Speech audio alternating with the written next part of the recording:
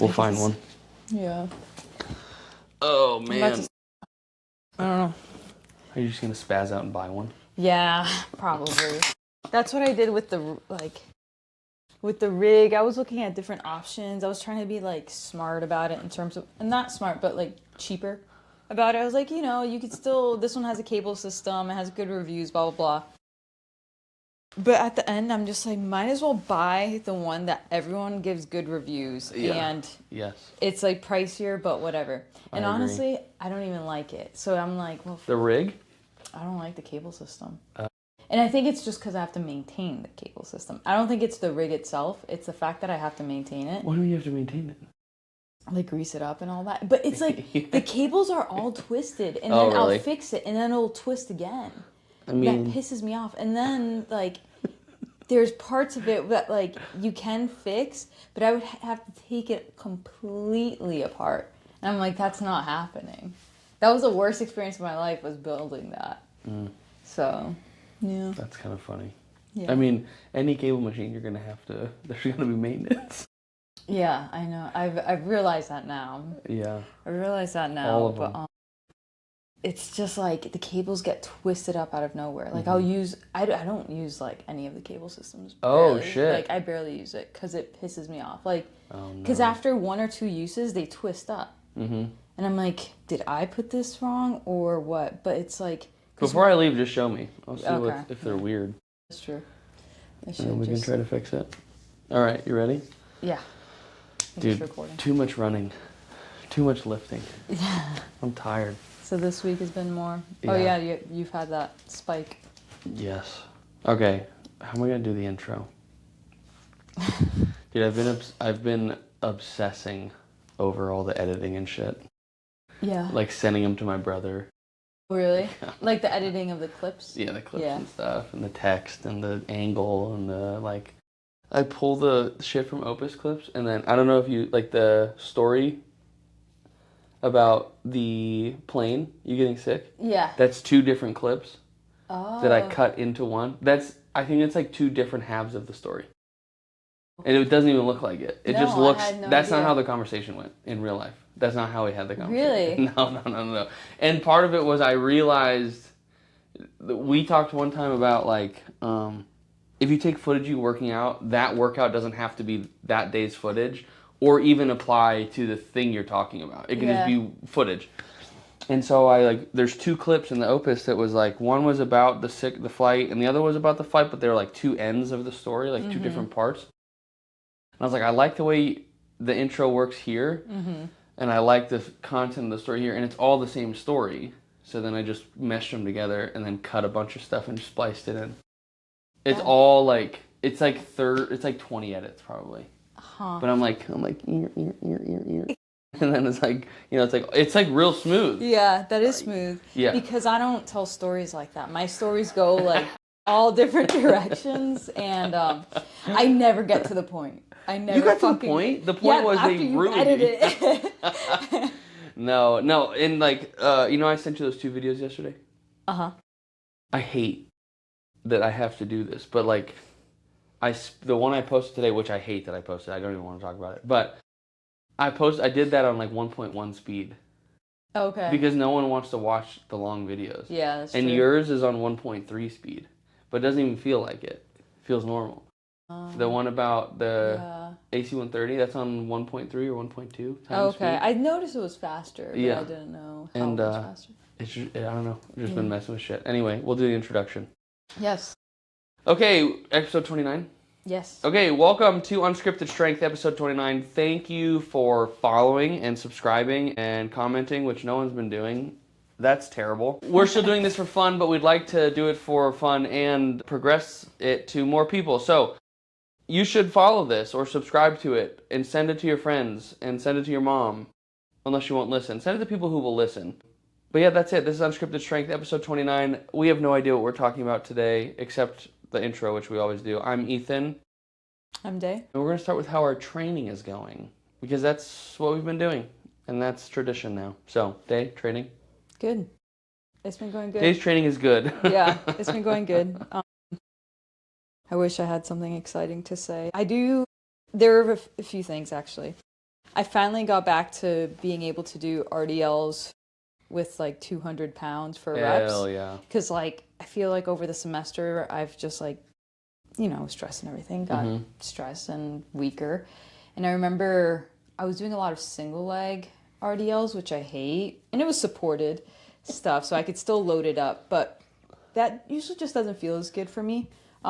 So I remember mid-semester, I was like, let me go back to this double bilateral RDL. So I went back to it, and I remember starting off at like 140, 145, and being like, I can't really go heavier than that. So now I'm back to doing like 8 to 10 reps for multiple sets at 200, feeling good. Yeah. So I'm like, okay, cool, because I want to be able to get back to like the 2 plates, 225, and that was like normal for me like last year, and I lost that. So now it's like getting back to it. So it's cool being able to see like, okay, it's getting back there. And then I've been messing around with the lactate meter.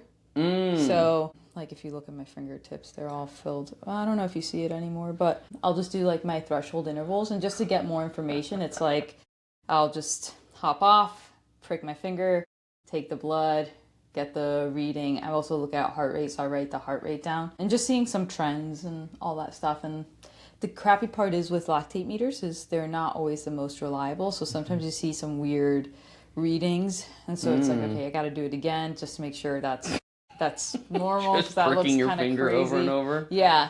And so like if anyone drives by, because I do it with my garage open, if anyone drives by, they'll just see me like taking out blood, Forcing squeezing blood my out of your finger. finger. Yeah. So yeah, it's just fun. I think like the Norwegian method where they're using like lactate and all that, like those elite athletes, they'll probably benefit from it. Me, I'm doing it for fun, for information, just seeing like how my body's doing and what's normal for me. And I just think it's interesting stuff. So yeah, doing that. I plan to do the lactate threshold test sometime soon.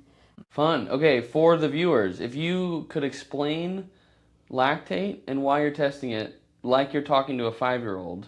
Okay. How would you do it? All right. So if I put... I know this is your most favorite thing to do. Yes. So lactate accumulates in the blood once you're doing exercise. So there's different energy pathways that happen depending on the intensity of exercise. So once you start going to a higher intensity when there is less oxygen involved, so think about those intensities beyond zone 2, you start getting into glycolysis or non-oxidative pathways. So you're not utilizing oxygen as much, and it does so by breaking down pyruvate, which eventually leads to lactate. So you're accumulating this lactate in the blood. And lactate is a byproduct of the breakdown of pyruvate, which again is just a molecule. So you're breaking that down in order to get energy, pyruvate down to get energy, ATP to get ATP, right? And then lactate is a byproduct. So once you start tapping into those higher intensities, you expect that lactate will accumulate in the body, right? So when you're doing something like a lactate threshold test or a lactate test, you're essentially going at higher intensities. You usually do something about 3 to 5 minute intervals at higher intensities. And you're taking lactate readings at the end of those intervals. So around like 10 seconds before you end, you take a lactate reading. So then you're seeing, with increasing intensity, increasing lactate, right? So that makes sense. All right, we're good. It's getting harder. Therefore, we are now having more lactate. Essentially, there are different points on that called thresholds. Like there's lactate threshold 1 and 2. And those look at, they're kind of like guidelines of where you're at. So usually lactate threshold 1 is at 2 millimolar. And then lactate threshold 2, also known as onset blood lactate accumulation, OBLA, that's at 4 millimolar. So at 4 millimolar, that's usually that OBLA is like when there's lactate accumulation in the blood. Once lactate accumulates, because it's no longer being cleared, right? It gets to a point where the rate, if it's like the exercise modality is very intense, right? It gets to a point where lactate accumulation and the rate of production surpasses the lactate clearance. So now your body, the amount of lactate is going to like accumulate pretty fast, and that's usually when you're at the end of that workout. So the goal for really fit athletes, you'll notice that at high intense exercise, they're they produce a lot of lactate, but they're able to clear it very fast. In clearing it, they're making energy? Clearing it, they're essentially making sure that lactate's not accumulating in the blood. So lactate production is a result of making energy, right? Of energy formation, right? Lactate clearance is making sure that lactate is being cleared from the blood, because if not, then you get into this acidic state, which eventually would lead to you not being able to continue exercise.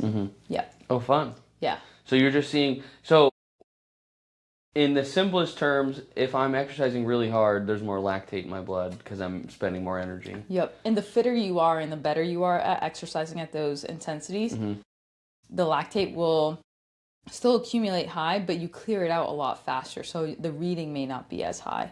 Oh, okay. Because it's clearing out quickly. Yeah. And so like for today's, I did some lactate threshold stuff, and I measured it like right at the end of my interval. And then I also measured it 1 minute after, 2 minutes after, 3 minutes after. See how fast it clears out. To see how fast it clears out. And sometimes what you'll notice too is because there is some lag time, right, for the lactate to go into the bloodstream, that it goes up like a minute or two after, and then eventually it goes back down. Yeah.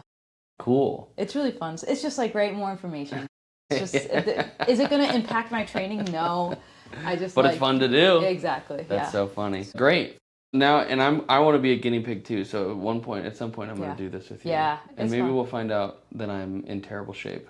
Or maybe we find out like that is your shit is. I'm good at clearing lactate. Well, I don't know. You just have this random gene in the body. I don't know. I will say every time I do really intense exercises, and I have no idea if this is what this means, but like when I did my VO2 test, when I stepped off the treadmill, who's the guy that runs the lab?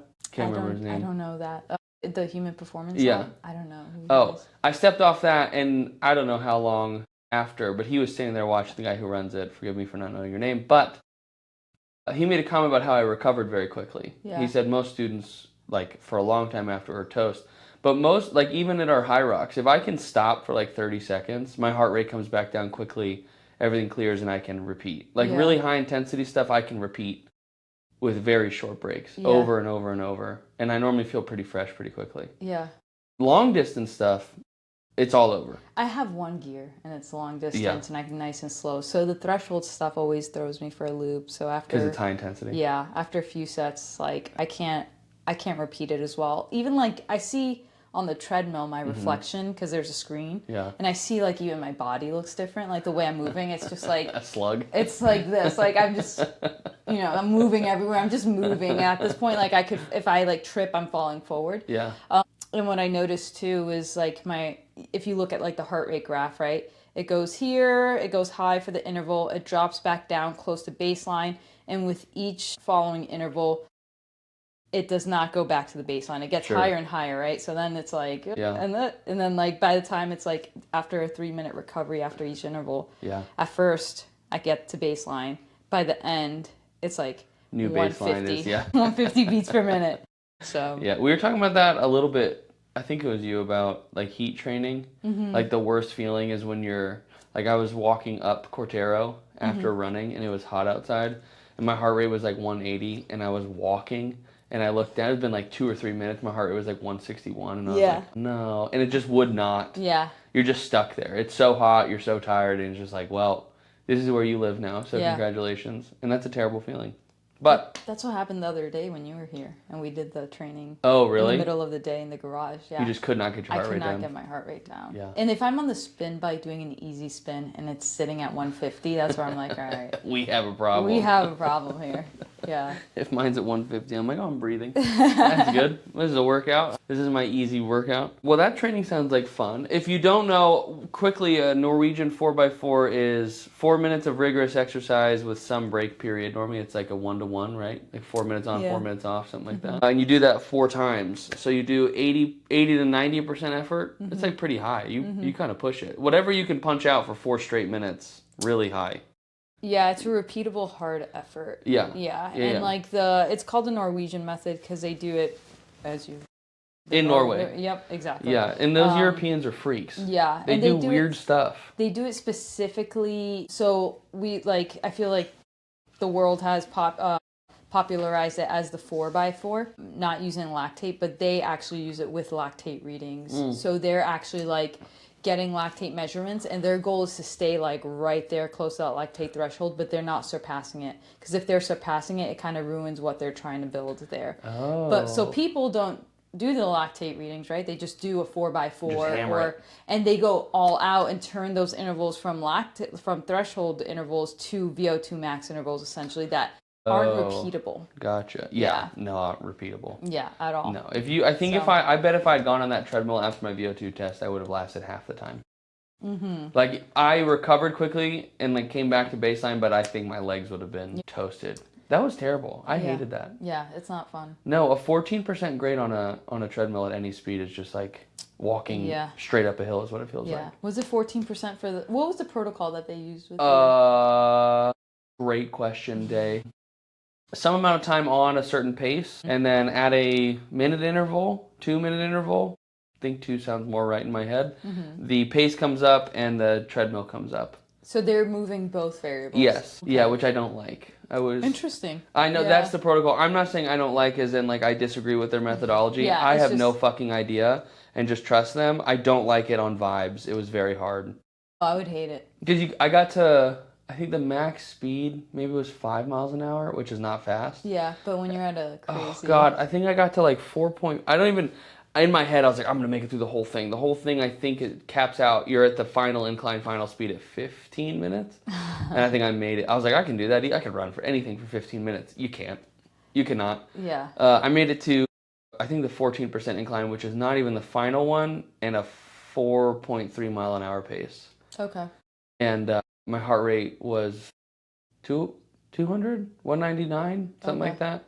I pushed it. Yeah, I was dying. I felt like I was dying. My throat started to feel like it was constricting, and I could taste blood, like copper in the back of my mouth. And the last minute, I think I got to 14 minutes because I got to 13 minutes and I could taste the copper and I felt like I was dying. And then I was like, I can't bitch out. Yeah. I cannot bitch out until 14 minutes, and then I think it hit 14. I was like, I'm done. I'm out. But it was like the longest 60 seconds of my entire life. I know those intervals feel like a while. Yeah, it feels like ages. Yeah. Ages. With the protocol that we do in our project, it's 3-minute intervals, and we're just increasing one variable, which is speed, until a certain speed. And then at that speed, which is, I know it in kilometers, is 12.4 kilometers per hour. So let's say you make it to that interval. Then from there, we're keeping that, and we're just increasing incline every minute until you can't. Until you die? Yeah. So, yeah. It seems like just like a glorified stress test, honestly. It is. With a different meter on it. Yep, exactly. Oh, man. Okay, my training has been great, actually. I'm going to pull the stats for you. You'll love this. You sent me a graph yesterday. I did. Let's see. Where's my training? My training's been great. I'll talk while I look for this. On Saturday, when we were at the Coach 'em Up conference, I realized in a room of professionals, I probably should have some kind of training plan. And Katie Dabrowski and Coach Q Physio, were talking about their new training plan on Training Peaks, which I have been meaning to. And so far, it's been one of my favorite plans I've ever had. It is really fun to do. I am 1.7 as of yesterday times above my previous training. So I've really spiked it. Yeah. And we'll see how that goes. Yeah. Typically when I spike my training like this, I get sick after about 2 weeks. So instead of being smart and doing like every other day and building into a full program, theirs is 6 days a week, I think. Oh, that's a lot. Okay, yeah, I didn't know it was 6 days. 2 of them are 2-a-days. It's like a strength training session in the morning.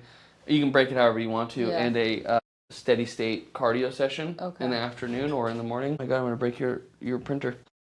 So yeah, I have worked out every day since Thursday. Okay. What day is it today? Today is Thursday. So I worked out 7 straight days, which has been fine. It's been fun.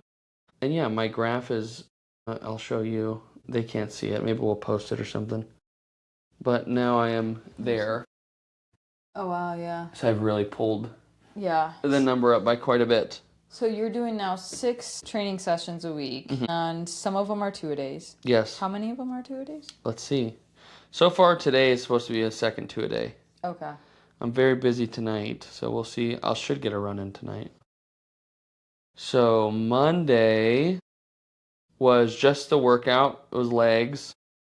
Tuesday was an upper body day I came over here and did 40 minutes on the rower. Yesterday was a track day, which I don't think in my entire life I've ever done a track day. And that was fun.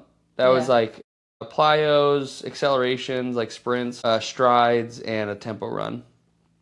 And then today was another like accessory upper body day with a 40-minute cardio. Okay. So yeah, not terrible. It was pretty fun. Tomorrow is legs again. Okay. Not too bad. And so before you started this program, what was training looking like before? Oh, like 3 days a week. Okay. Yeah, nothing crazy.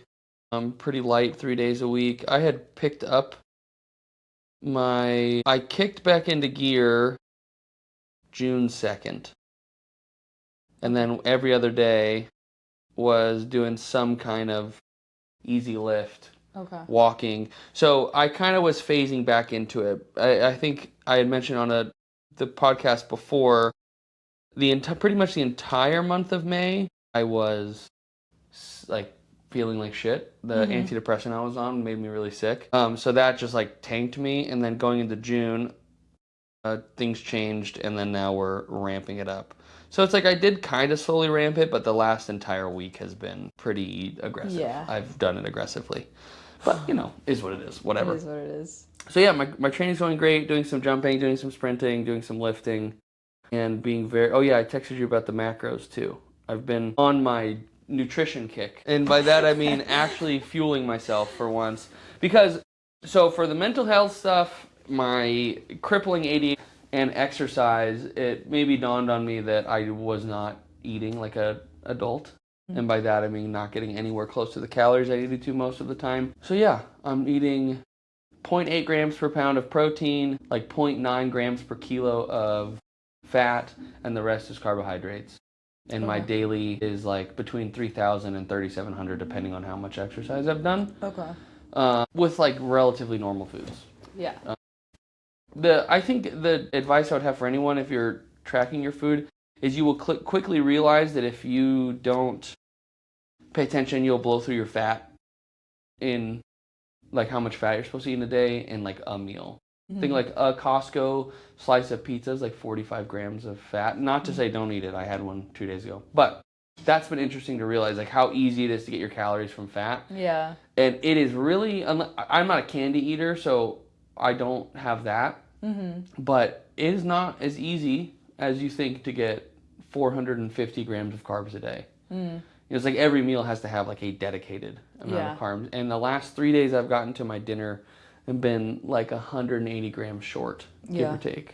So a snack or a dinner and a dessert to finish those carbs up has been helpful. But I've done that since Sunday, I think. Yeah. Give or take. And I feel great. That's good. I feel really good. My brain feels good. I also don't feel like my blood sugar's been fucked up. And my workouts have felt great. Yeah. So. That's awesome. I know I sent you a picture of my lunch yesterday. It looks really good. It was a half a Chipotle bowl. Yeah. And those... I was wondering if you made that or not, because I was like... Half a Chipotle bowl that Katie did not eat. Pretty good. Yeah. And then 7 chicken, like little chicken tenders, the low carb ones from Costco, because they're pretty good. And then what else? Pop chips. Pop chips and almond, the bitch and dip, the buffalo bitch and dip. So good. It's so good. It's crazy. That's what that was. Okay, that looks really good. Yeah. I had pad thai last night. Oh, yes. So Incredible. yeah, and chef's good. Because we went to grab frozen yogurt, so we're on our way to get frozen yogurt because it's Wednesday. Of course. No Way Wednesday. Yeah. So we're on our way, and in that same plaza, there's Thai chili to go. And I was like, I need It must happen. Yeah. So I got that last night. But, now that you're like paying attention more to macros and all that, it's kind of crazy, I think, because in the space of performance, it's emphasized a lot of have a lot, like carbs, eat enough, like versus coming from like a bodybuilding background.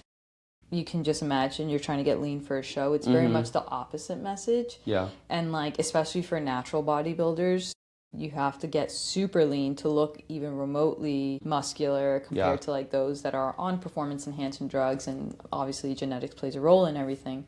But you get to some like nasty like levels of dieting. Oh God. Like I remember leading up to the show, I was having like 50 grams of carbs a day was leading up to it, but it was, my God. and that's like normal in that space if you're a small natural female bodybuilder.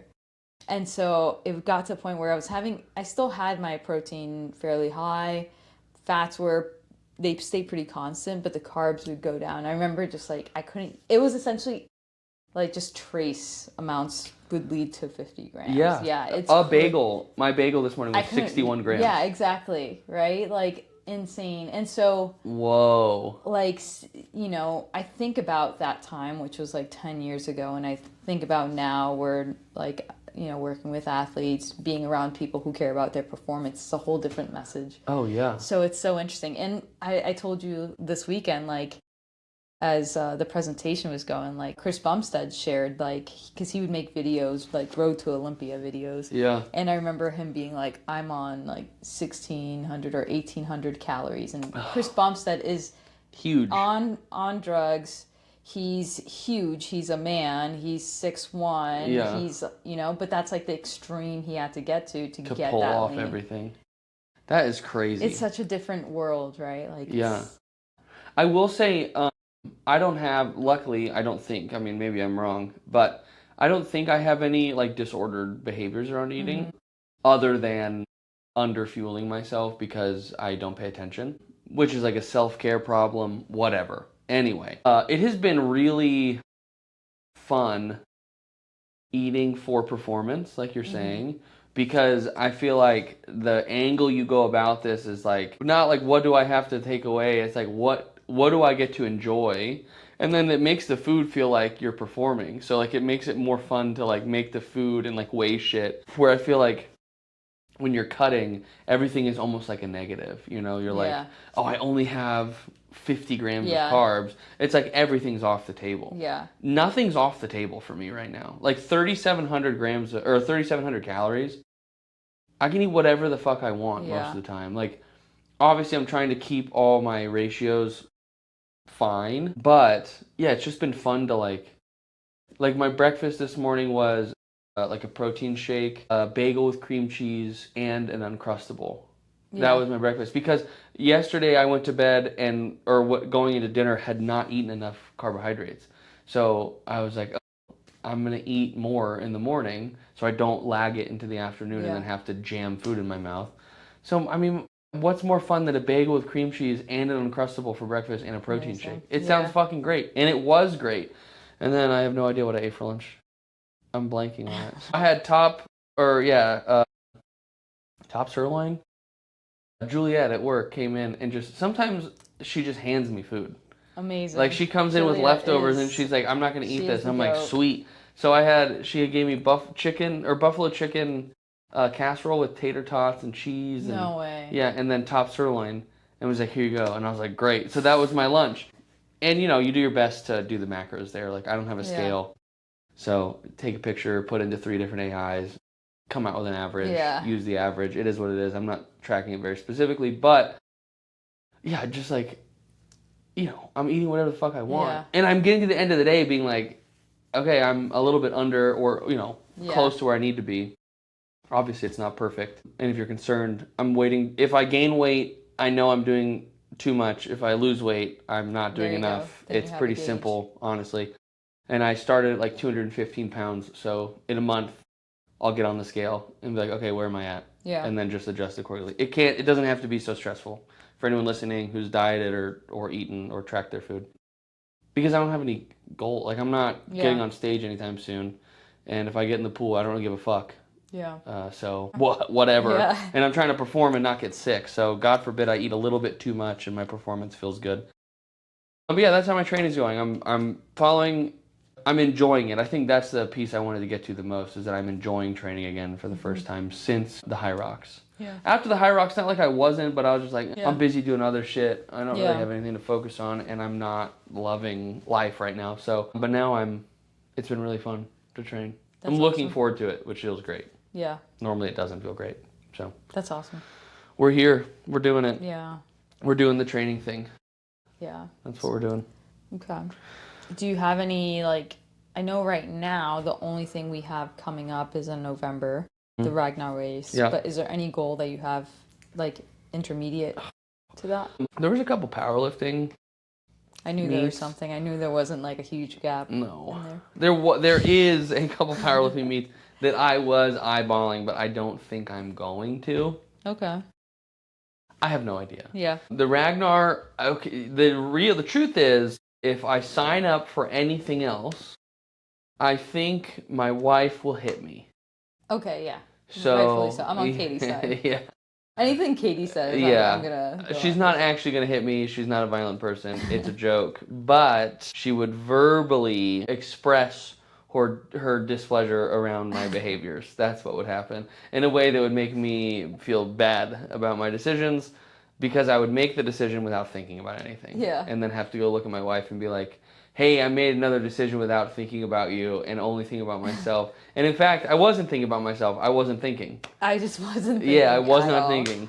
And that would be great. Yeah. It would end up well. So I'm going to say no. There's no plans right now. Yeah. Because I also found out that Katie is going on a girls' retreat that same weekend we're in at the race in Ragnar. Oh, really? Yeah, it's been in the calendar, Oh, our okay. joint calendar, for about 4 months. So it's not like I could have just looked. Yeah. And been like, oh, shoot. Oh, man. So we'll just have a dog sitter, and Okay. I'll do the race, and she'll go do her girls' weekend. Okay. So she won't be there to see me shit myself while running on a trail, which is probably for the best, because Yeah. she wouldn't hate it. She'd probably make fun of me. Yeah. Which, rightfully so. So yeah, I got nothing. I got no... I'm not. Unless it's free and at Block Fitness. Yeah, I'm you're not It's gonna... not going to happen. Okay. What about you? Do you have anything other than the Ragnar? No, just a Ragnar. I think right now I feel really good with training, and I'm finding things that I'm, like, really, like, proud of myself that I'm getting to, right? Like, little wins here and there where I'm like, oh, this is, like, oh, cool, I feel strong in this position again. I feel good doing this. Oh, I'm getting better at this. And for me, that's good right now. So, yeah, really nothing. Fun. Yeah. Fun. Yeah. Okay. Which is pretty cool. If I could just keep, like, just doing random stuff where it's fun, like the lactate threshold stuff, and just, like, testing out different things, I think that will keep me occupied for a bit and keep my mind, like, busy. Yeah. Versus signing up for something else. What's the end goal for the lactate test? Just testing it. Just testing it. Just to see where it's at. Maybe see if anything changes. Because the reason why I want to do the lactate threshold test, right now I'm just seeing how my performance is on my threshold runs. I'm kind of doing it ass backwards, but I didn't want to interrupt my training and do a threshold test, but now I'm like, I should probably do one, so I'm going to do one, see where I'm at, and then eventually get that threshold up. Sure. Right? So, because like I said, I perform in one gear, and I could last for a long time, but like, you asked me to kick it up a notch, and I die immediately. So, you know, kind of focusing a little bit more on threshold stuff, incorporating that more, and then having a way to test it before, after, you know, 4 weeks, blah, blah, blah. So fun. Yeah. So much data. Yeah. I think being around you has made me look at my own data more, which has been good. You know, it's funny at the conference, and just like in that circle itself, you hear a lot of people talk about, which I agree with pretty much. I actually have I think maybe a hot take on it. However, you know, like, you shouldn't train without a program. That whole concept, or like tracking stuff, is super important. And maybe my hot take is not so hot of a take. I think we've talked about this before, but I've done, when I started at Block, I don't think I ever completed a program, like a full month of a program. And there were months where there was nothing on paper, nothing on an app, nothing. I tracked nothing at all, other than in my head. And sometimes I don't know, it's like, I know that the idea maybe is to, like, it's better for you to track and, like, you can see it and blah, blah, blah. But I think if you just push with enough intensity, you'll be fine. I don't know. I don't even remember where I was going with that, other than, I don't know, I think sometimes... Oh, what I was saying was that I really like the tracking of the data. It has kind of gamified it for me, which has made it something more interesting to do. But there is times I wonder, like, you could just train really hard and make a shit ton of progress. You know, like, I think about runners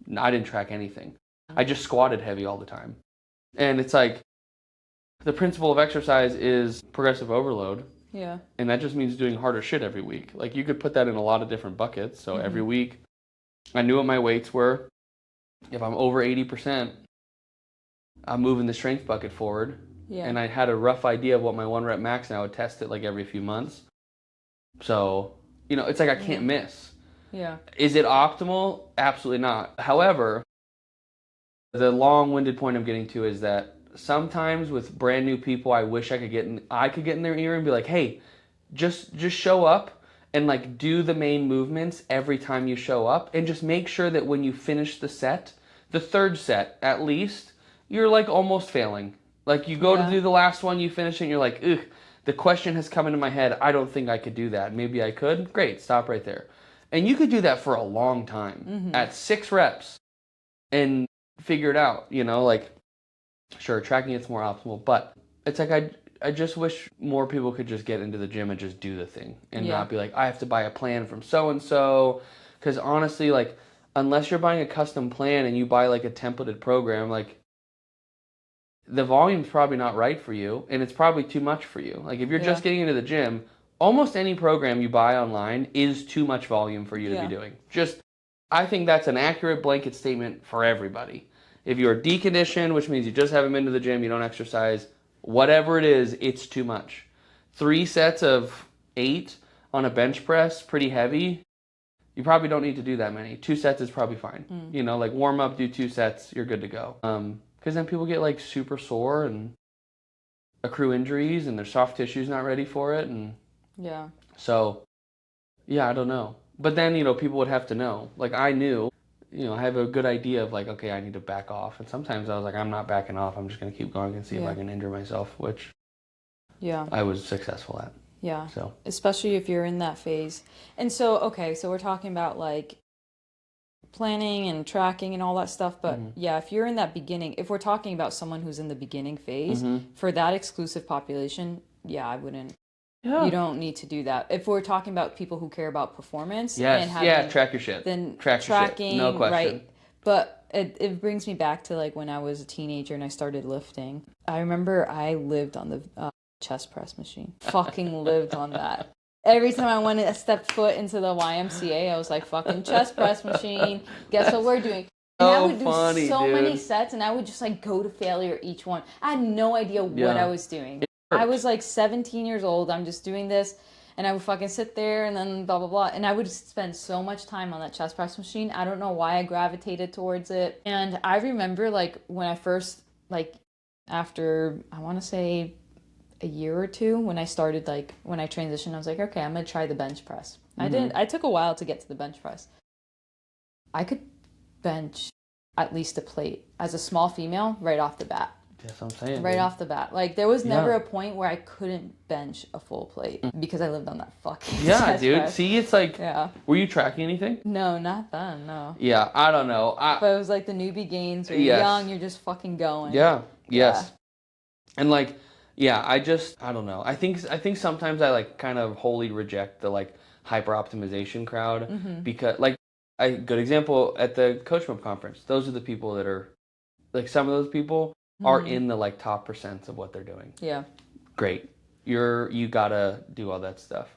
I just wish we, talking to new people more, we just made it a little easier for them. And I don't know, to like get in and do the stuff, or at least communicate, like, actually, I'm gonna give you a plan. And for the first month, I just need you to try medium, just to make sure like we're good. Yeah. And then once we go, I just need you to try really hard at everything I ask you to do. Like, if you want to tone, build muscle, get strong, like whatever, just try really fucking hard for a long time and let us back you into, I think we need to optimize this a little bit to get the gains. Because I think most people who fitness is not their hobby are never going to find that anyway. Yeah. Like, most people don't need to be hyper optimizing their exercise. They just need to be hitting the fucking weekly recommended amount, and they'll get most of the things, the returns they want. And I think doing it with a coach, like, there's definitely a benefit, don't get me wrong. And I'm also aware that while I say that it's not, I think there's a psychological part of it that I'm not obviously talking about in this, and that it's easy to say, like, just get to the gym and work out really hard, but some people need the accountability of someone else to do the thing. I totally get that. You know, that's a huge portion of it too. But I think I see a lot of people like, oh, am I not doing enough? Am I doing it right? It's like, no, you're doing it. Just go to the gym. Yeah. And just work out hard. Like you on the chest press machine for no reason. It's like, what reason are you doing that for? Because it's sick, dude. Yeah. And I just wish, I wish we could get a little bit out of the like pencil neck behavior and get back into the like, hey, just work out hard. Yeah. Like, what if we just did that actually? Like, what if we just lifted heavy shit and put it down a bunch, and then we're like, woo, that's it, we're done. That's all. I agree. So. I think I have a picture of like 16, 17-year-old me like on the chest press machine. I'm like flexing. I'm like this.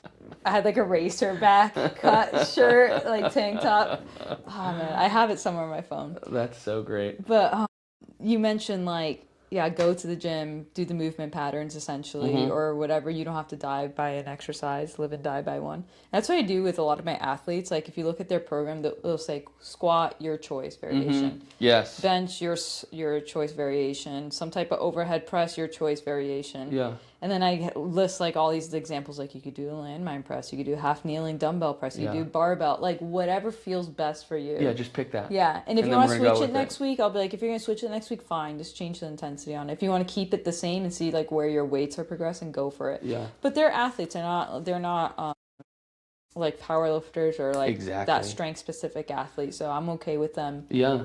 You know, fucking trying stuff out or whatever. Yeah. Like, well, I mean, but isn't that to like the same point of, unless you're an athlete whose sport is lifting weights, right? Lifting weights is an accessory to keep your tissue strong and you strong and your nervous system, all the stuff it does. So then it's like, it doesn't even matter what exercise you pick. And if it doesn't matter what exercise you pick, tracking the weights only matters as much as you can pick an intensity that fits the thing prescribed to you. Yeah. So it's like, really, what are we modulating? Intensity. Like, you just need to work out fucking hard. Like, I need you to do this shit how you want to, really hard. Yeah, and the volume of the different movement patterns. And then another thing I'll do too is like, okay, you're going to do 30-second, and I do this with myself all the time, 40-second AMRAP. So it's like you're going to essentially to failure within this time frame. And I want you, like, if you pick something that moves light, guess what? You're doing a shit ton of reps. If not, then you're going to have to drop, pick up, if you went a little bit too heavy. But I know if you're doing some type of AMRAP, you're probably going to get to that point. So I'll always add those in there. Yeah, AMRAPs are great. I love those. I have done to a few people for fun, but a few people to kind of make a point where they're like, no, this is heavy. I can only do 6 of these. And you're watching. And as a coach, like at a certain point, you're like, unless something catastrophic happens on the next rep, you've got like 4 minimum before you start struggling. Like I didn't even see the RDL slow down. And so for some people, I have put them in their program where very similarly, they have like 3 sets of AMRAP, and I'll say you can go between 6 reps and 30 reps. I don't care. You just have to stop when you fail, and failing means you can't complete the exercise. And I'm like, I don't care what weight you pick. Pick heavy or pick light. If you want to do 30 reps, Godspeed. I wouldn't want to do that. I want to count to 7 and be done. And it was funny because they were doing the movement with a weight they normally do for like 6 or 8, and they did like 17. And I was like, okay, so we got to adjust this a little bit. Because remember when I said you could do more? Yeah. So then, I think we went up like 40 pounds. Yeah. And they're like, holy shit, I'm way stronger. And I was like, but yeah, those AMRAPs are real fun. In the plan I'm following, Confusingly Jacked, day 1 was a AMRAP set of bicep curls, then triceps, and then lateral raises. And it was fantastic. Yeah. And it says biceps, choose pick whatever you want. Yeah. And it was like 15 to 20 reps, 15 to 20 second rest. And then you go until you can't do 6. And you just go. And it was fantastic. Yeah. And you get done so fast. Because you're just like, well, we're just going to do it. I love that. It was a good time. Yeah. It was real fun. That was awesome. That was awesome. And then I just have to run. Now I just have to run. Yeah. What's the run today? 40 minutes. 40 minutes, steady state. We'll see. I did sprints yesterday. My feet are a tad bit more tired than I expected. Okay. But, just a 40-minute run, Can't do anything like a stress fracture or break my foot. I'll be fine. Or you could use a spin bike. True. What time is it? I could use a spin bike. That's not a bad idea. I know. I love that spin bike. Probably one of the best purchases in that That gym. thing's great. That thing. I was so fucking excited amazing. when you got it. Selfishly, I was like, "Well, get sweet, dude." I know, now the belt squat so that you could be more excited. Yeah, why do you think I was like, "I'll go pick it up, dude. Whatever you need, I'll go fucking get this I thing." know. I like I said, I just want that fucking home gym to feel like a place where people are like I have have to go options to go to these places, but I want to go to Dave's fucking gym. Yeah, we'll 'cause vibe it's- in there. Yeah. Fantastic. Yeah, dude. Especially when it's like, all right, let's get on the treadmill. It's like, oh, nope, the treadmill overheated. Yeah, Can't work it. Sorry, dude. That's why when I did my intervals this morning, I was going to wait, and I was like, motherfucker, like, I need to do this now, or this shit's going to shut off on me during the workout, and I'm going to be so fucking pissed. Yeah. Yes. Yeah. To give context, the garage gym, Dave's beautiful garage gym, is so hot because we're in Tucson that the treadmill overheats and turns off. So that's an excellent. Yeah, it's too hot. Yeah. But you just do what you do. Yeah. Do what you gotta do, and it's kind of fun. It is fun. It's a vibe. I know someone who has a garage gym in Arizona, and she actually refuses to get a mini split for that reason. But she's also like a crazy person too. Yeah, you're normal. Yeah. You're normal. I'm normal. Yeah. She's not. And no, but she's definitely like, she wants it to feel that way. And I'm like, granted, I kind of get it. I get it. I kind of get it's like a CrossFit gym, I totally get it. It's a whole vibe. Yeah. I don't want my fucking treadmill to shut off on me mid workout. Yeah. Like that literally, that's the only that's reason. the tipping point for me. Like I fucking just get like a Marley, tiny mini split and just point it at the treadmill. I know. And when people are like, why didn't you get a big one? You're like, well, because it's just for the treadmill. Yeah, just for the treadmill. I don't need it for everyone anything else. That's not for you. Yeah. Well, I mean, even when we did our shit on Tuesday, we were both just doing whatever. Maybe it was that. I can't remember. Anyway, Marley got home and was like, why isn't the fan on? And we were like, oh, I don't know. You have like a fucking fan that can have water in it and cool us down, and we were just not. Yeah. We were just sweating. Yeah. It's something. I don't know. Maybe it's because I'm from here and I'm stupid, but I really like that feeling. Yeah. Just hot sometimes. I do too. Not in the sun. Well, sometimes. Yeah. Sometimes. I love the heat. I hate cold. Yeah, so but I know a few people who are like very heat intolerant. Like I remember Babies. Yes. Yeah, giant babies. My ex-sister-in-law, when she came to visit us, like poor girl, like within the first day she was like sick, just living, just existing in Arizona. And I'm like, holy shit. And like that was the first time I've ever seen someone, and probably I've only seen it a few times, but like she could not handle the heat at all, like at all. I mean, part of it, right? She lives in Massachusetts, not adapted to it or anything. But some people are just like, when I got to Arizona, I was thriving because I love the heat. My mom loves the heat. She's from Puerto Rico, so she hates Massachusetts. So yeah, I know Marley fucking hates the heat. So I love it. When it gets to like 60, I'm upset. Yeah, it's too cold for me. Like I have to wear a jacket when it's 60. Yeah, not for me. The worst. So many of our clients at the gym are from the fucking East Coast. So I'm a fucking baby when it comes to the cold. So I come to the gym with like a hoodie on and my sweatpants, and they're in like jeans or like shorts and a t-shirt. Like, it's so nice. I'm like, shut the fuck up. Yeah. Or they'll be like, seriously, are you cold? And I'm like, listen here, buddy. When it's 104 in a garage and I'm like, oh, let's go work out. Where the fuck are you? Yeah. Okay? Yeah. I can't handle the cold, but you can't handle the heat. So leave me alone. Yeah. Do not talk to me. East Coasters are something else, too. Yeah, I hate it. Yeah. Someone was telling me where they were, it was negative 30 degrees. And I was like, oh, no. No. Why would I do that? Why would I ever go live somewhere where it's negative 30 degrees? Like, that sounds so stupid. That was always my fear in the military, that they would be like, oh, hey, you're going to North Dakota. Antarctica. You're going to Anchorage in Alaska. Because they're fucking That's why, so I was originally, I think I told you, I was originally supposed to be stationed in South Carolina, Sumter, South Carolina. And 2 weeks before my move date, they called me and they're like, oh, we actually needed someone there like ASAP. So we filled your position in with another lieutenant. So where do you want to go? And you never have the option, right? Like usually you get told. So they called me randomly. I remember I was driving in New Jersey at the time. They called me and I was just like, okay. And so I'm driving New Jersey. Everyone's crazy, right? So I'm like, on the phone trying to make this life decision, trying not to crash into anyone. So I was just like, is there a spot in Davis Monthan? And they're like, let us check. And so they checked, and they're like, yeah, Tucson, Arizona. And then they just placed me here. I don't know why I said Tucson, Arizona. Yeah.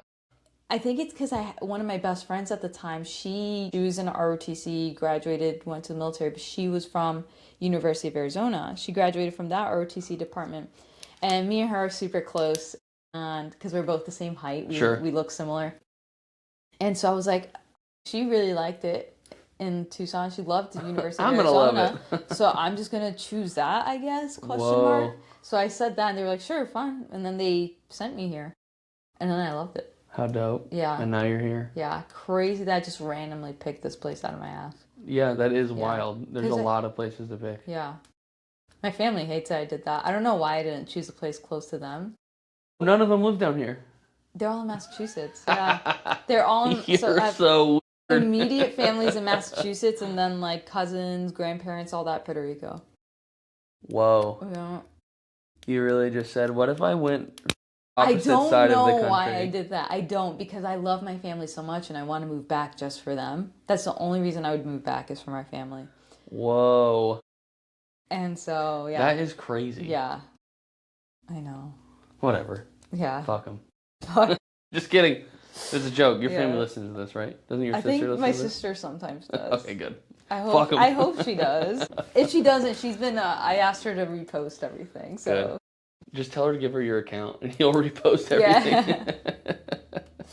Yeah. Oh, God. All right, you got anything else? I don't think so. What a day. What a day. What's my closing statement? Maybe I'm going to get a clip out of this. What we should do, we should keep working on our Diet Coke. Oh, God, that's terrible on the microphone, I'm sure. Our Diet Coke sponsorship. Yeah. Which we will get at some point. No.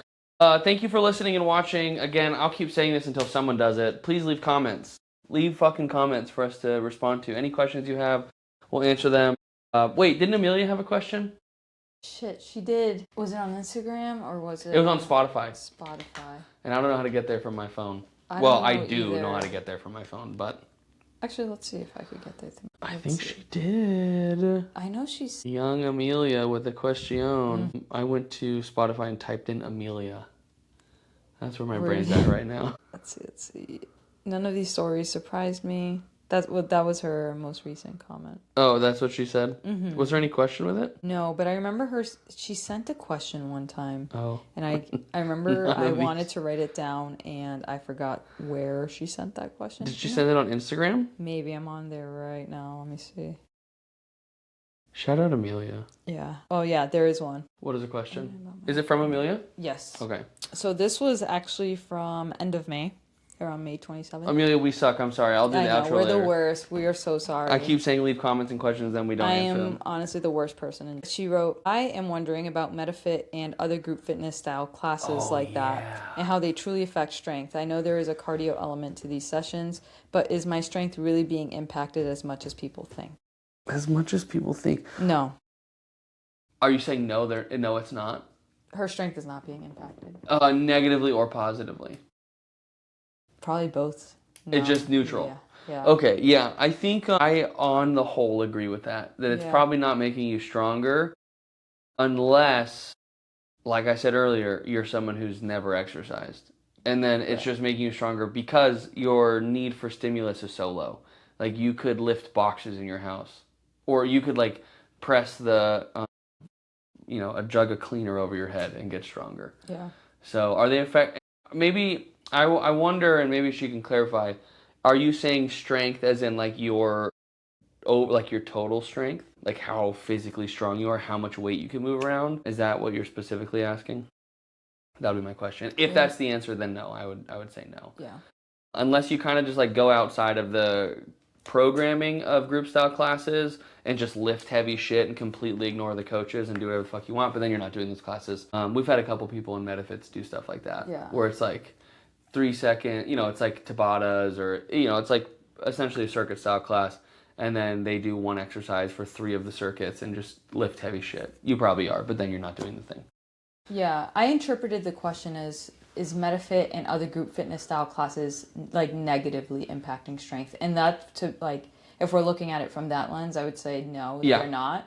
Unless you're doing a lot of volume at super high intensity, where to the point where you're kind of overreaching, and that's where you get, I think, like sometimes CrossFit style stuff, where you're going like max effort bike, like sprinting on the bike and then going into all these other movements, but it's like max effort for multiple periods of time, like throughout the week, back to back, where you're not letting, there's no window of recovery, then that's where I'm like, okay, then your strength may be impacted because fatigue starts masking your performance. You start becoming so under recovered that like you're not able to really express your true strength. So okay, that I would say there's an impact. But if you're doing like a MetaFit style class where things are a little bit more varied, there's structure to it, but it's not like balls to the wall intense, then you should be good. And it's actually just supplementing your overall fitness. So it's complementing it pretty well. But if it's like as if I were to do these threshold runs every like back to back 4 days in a row, then the 5th day, if I were to lift, my lift is going to be not great, right? It's just an additional stress. It's like during the semester when students are super stressed with school and all that stuff, that's usually when performance decreases just because, that's a form of stress that's just impacting it. But I think for the general population, like that's not negatively impacting strength. And no, and especially if you're eating well. Which goes, with the under recovery and all that. If you're eating well. If you're doing rigorous exercise like that and eating like shit, and then you're like, wow, my fitness feels terrible. Yes. We are in non-functional overreach, which means you're not recovering enough and eating too little. And then you're screwed. And I don't think many people are at risk of that. Of non-functional overreach? Yeah, you have to try. Yeah, or have some disordered eating ideas. And then sleep like shit and be super stressed. And push through like those moments where people are like, I can't do this anymore. Some people are like, I'm gonna go. And then you're like, okay. Can only do that so many times. I think like as an example of like those classes impacting your strength is if you're someone who's like multiple times a week you're throwing up after one of those like group fitness classes. Then it's like, okay, you're fucking like going balls to the wall all the time. You're something's up. You're tapped in the head a bit. But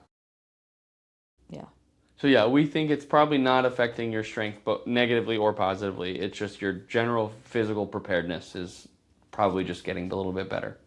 But you have to be stronger, you need to be working in a percentage that allows your brain and muscles to be stronger, which is like 80% or above your 1 rep max for that movement. So if it's not heavy as shit and you're not lifting it relatively thoroughly throughout the week or repetitively throughout the week, it's probably not doing anything for your overall strength.